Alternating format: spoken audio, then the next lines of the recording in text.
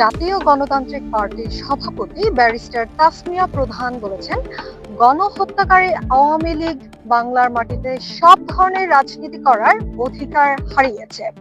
আওয়ামী লীগের প্রভু ভারত তাদের স্টেক হোল্ডার আওয়ামী লীগের গদি হারিয়েছে।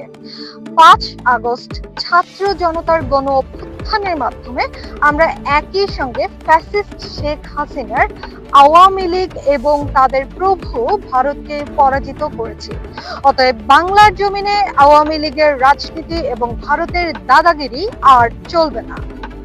জাগপা সহ সভাপতি ও দলীয় মুখপাত্র রাশেদ প্রধান বলেন, নরেন্দ্র মোদী টুইট করেছেন বাংলাদেশে হিন্দুদের নিরাপত্তা আর সীমান্তে অবৈধ প্রবেশ নিয়ে।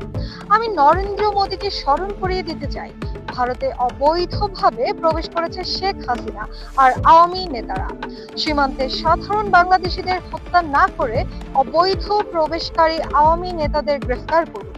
বাংলাদেশের হিন্দুরা শেখ হাসিনার বিদায়ের পর শান্তি চাচ্ছে।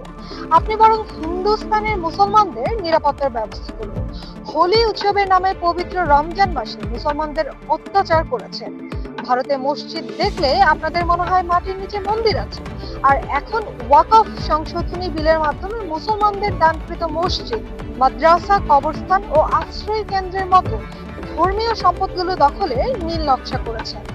তিনি বলেন, বাংলাদেশের ভেতরে অস্থিতিশীল পরিস্থিতি তৈরি করে ডক্টর মোহাম্মদ ইউনূসের সরকারকে উৎখাত করার লক্ষ্যে পলাতক আওয়ামী লীগের নেতারা কলকাতা, আগরতলা, মেঘালয় ও দিল্লির মাটিকে নির্বিঘ্নে ব্যবহার করার সুযোগ দেওয়া হচ্ছে। কথা পরিষ্কার, ভারতের নীল নকশা বাংলায় আর চলবে না, আওয়ামী রাজনীতি চলবে না।